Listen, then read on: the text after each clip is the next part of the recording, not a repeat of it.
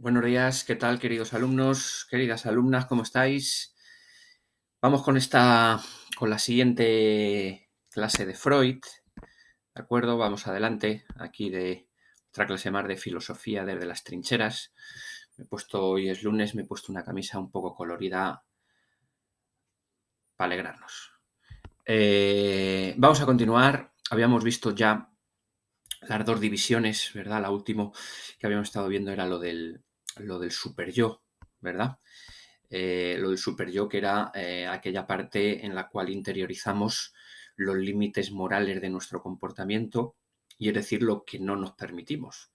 Y todo aquello que no nos permitimos, lo reprimimos. Y lo reprimimos en el inconsciente. Y entonces ahí surge luego la enfermedad. Por eso hay que indagar, es lo que hace el psicoanalista, indaga en el inconsciente para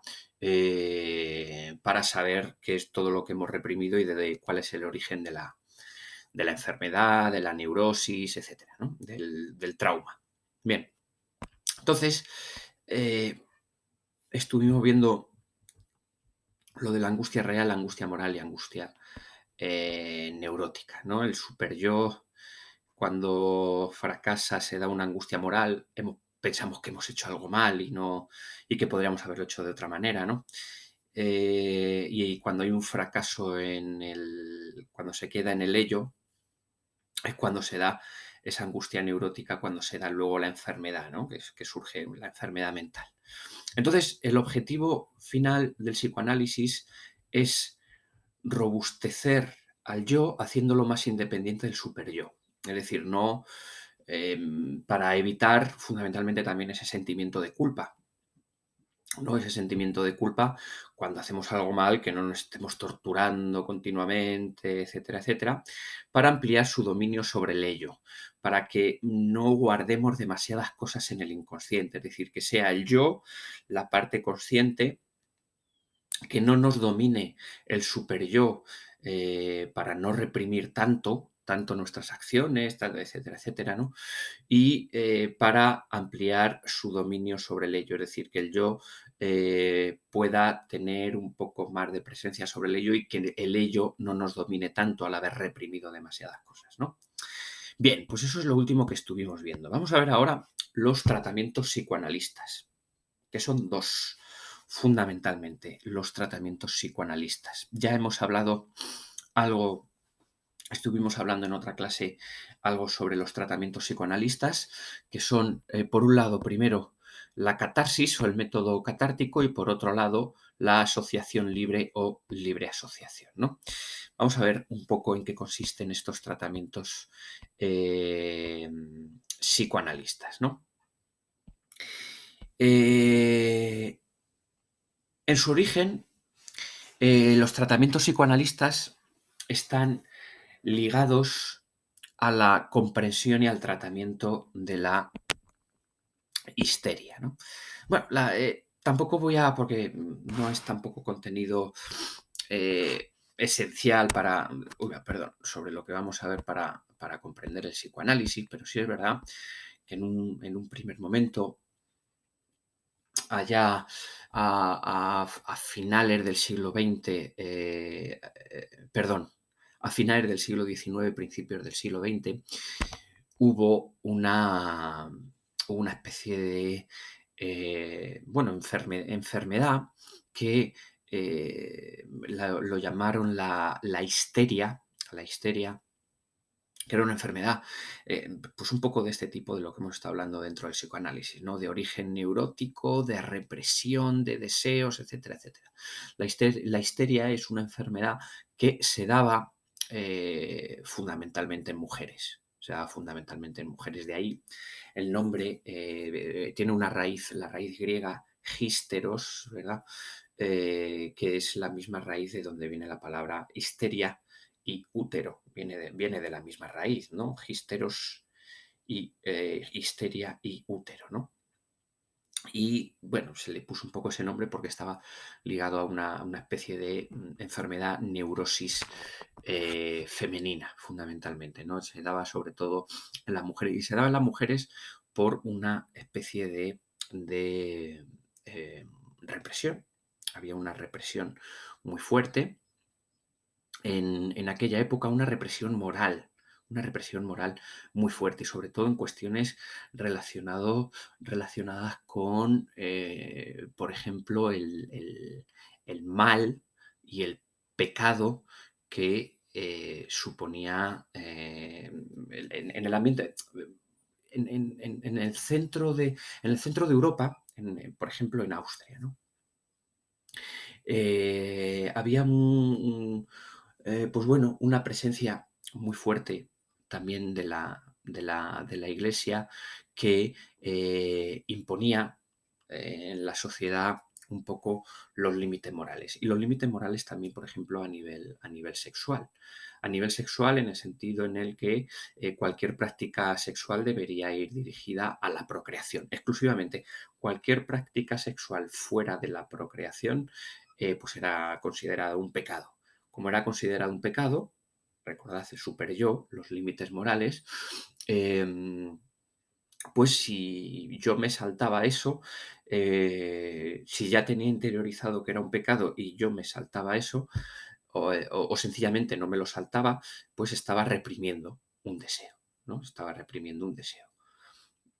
Porque he interiorizado determinadas normas morales y esas normas morales lo que hace es reprimir un deseo fundamentalmente de origen sexual y especialmente en las mujeres, porque pues bueno, era más asociado esa vida sexual exclusivamente para la procreación, era dirigido prácticamente para las mujeres. Las mujeres lo interiorizaban eso, que cualquier tipo de práctica sexual al margen de lo que fuera la procreación dentro del matrimonio era un pecado y entonces tenían que reprimirlo y esa represión de ese deseo sexual pues acaba provocando esa especie de neurosis que se acabó llamando la histeria, ¿no? Era sobre todo una especie de represión moral, los límites del super yo, era sobre todo una especie de represión moral eh, dirigida fundamentalmente a la mujer, ¿no? A la práctica sexual de la mujer, que acababa provocando fundamentalmente en la mujer esta especie de enfermedad neurótica llamada histeria. De ahí el nombre, ¿no? En relación entre útero e histeria, ¿no? Bueno, uno de los maestros de Freud, el profesor Charcot, pues trató también bastante esto y Freud en sus prácticas pues también estuvo bastante en contacto con lo que era esta especie de comportamiento neurótico. ¿En qué consistía? La histeria en muchas ocasiones venía por determinados ataques incontrolables que podían acabar incluso, no era no relacionado directamente con la epilepsia, pero bueno, algunos síntomas podían ser similares. Y en la histeria incluso a veces se perdía el conocimiento, ¿no? Y era fundamentalmente, se trataba como algo que tenía una especie de un origen represivo que el inconsciente había reprimido, que el superior había reprimido, ¿no? Bueno, todavía no se había desarrollado en estos inicios el psicoanálisis, pero ya empezaba a tratarse un poco de esta manera, ¿no? De que había habido una represión que se había quedado en el inconsciente y había brotado en forma de histeria, ¿no? Entonces, eh, eh, intentaban en un primer momento este,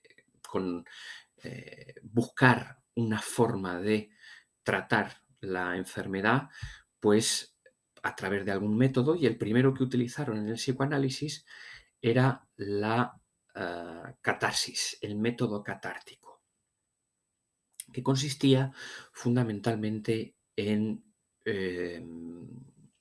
aplicar la hipnosis. La hipnosis, lo típico a veces hemos visto incluso en la tele y tal. Bueno, pues la hipnosis es un hecho, ¿no? Hay gente que a veces se plantea, pues no sé si la hipnosis, eso igual es un engaño, es todo un teatrillo. No, no, no, la hipnosis se da. Yo no sé muy bien cómo funciona, ¿no? Pero realmente se da.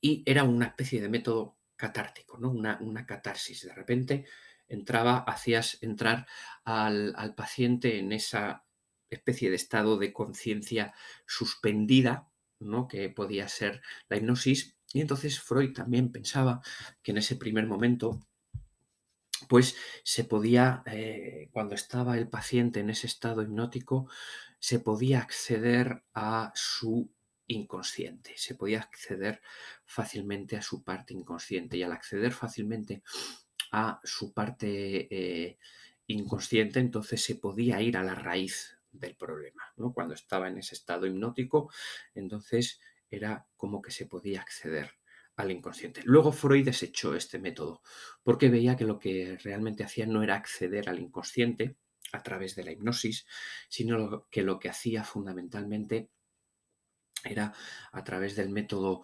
catártico, era sugestionar al paciente, y estaba en un estado más de sumisión, que respondía un poco lo que el propio psicoanalista quería que respondiese, sin acceder realmente a lo que sería esa parte, sin acceder a al inconsciente, ¿no?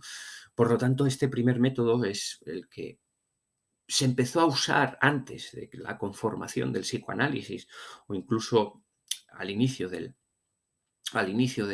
psicoanálisis, pero luego acabó desechando Freud este método, por el que creo que ya hemos explicado algo, el de la libre asociación o asociación libre, que era lo típico de, bueno, ya os comenté, ¿no? Se tumba el paciente en el diván a través de determinadas preguntas, o el paciente empieza a hablar, etcétera, etcétera, para que el psicoanalista asocie libremente esas ideas que va soltando el paciente, para, ya os digo, asociarlas y ver a través de todas esas palabras, a través de determinadas técnicas, cuál es el contenido del, del inconsciente, ¿no? Entonces, este primer método, el catártico, es el de la hipnosis, fundamentalmente, el de la hipnosis, ¿no? Y este método enseñó que, fijaos, las alteraciones somáticas corporales de la enfermedad son consecuencias de influencias psíquicas.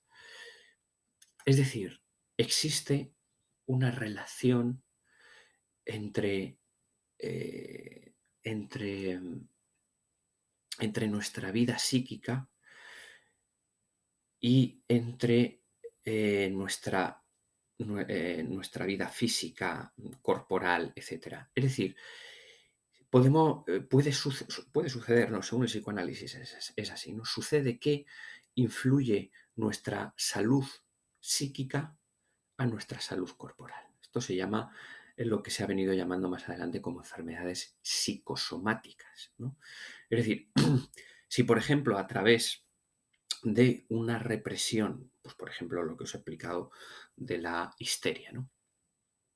A través de la represión de un de a través de la represión de un deseo en el inconsciente, eso tiene una raíz psicológica, ¿no?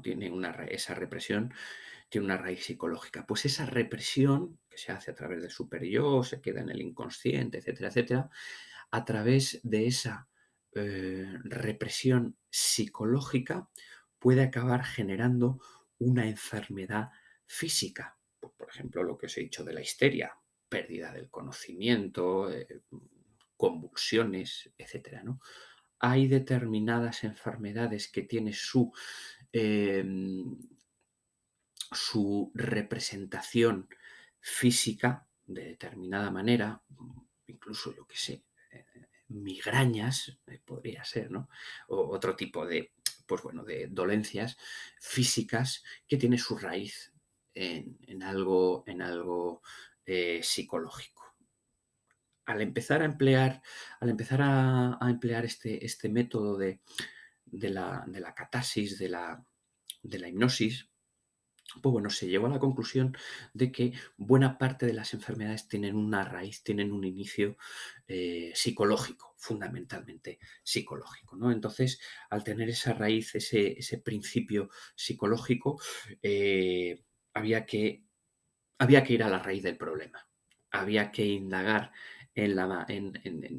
fundamentalmente en el inconsciente del paciente, para atajar de raíz ese problema que tenía luego una manifestación física. Un origen psicológico con una manifestación física, ¿no? Es fundamentalmente lo que se aprendió a través de la catarsis, ¿no? Fijaos, el tratamiento.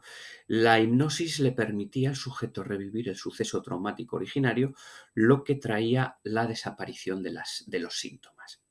Esto es lo que se creía al principio, que se podía ir al inconsciente, revivir de nuevo lo que había provocado lo que había provocado esa enfermedad, es decir, el suceso traumático originario, lo que os digo, ir a la raíz, ¿no? Al origen del problema, y entonces revivirlo, hacerlo consciente, hacerte consciente de eso, al principio parece que podía curar la enfermedad. ¿Qué es lo que pasa? Que luego, más adelante, lo que nos dice Freud es que lo que hace la hipnosis no era revivir tal cual eso, sino que había una especie de, sin darse cuenta, ¿no? Que el psicoanalista sugería a través, mientras estaba el paciente en estado hipnótico, ¿no?